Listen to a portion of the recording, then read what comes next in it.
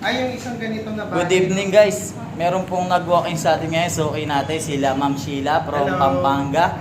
Dinayo po ulit tayo. Order ulit ng candy cart. Ayan po, 2 pieces. Ano pong masasabi niyo ma'am?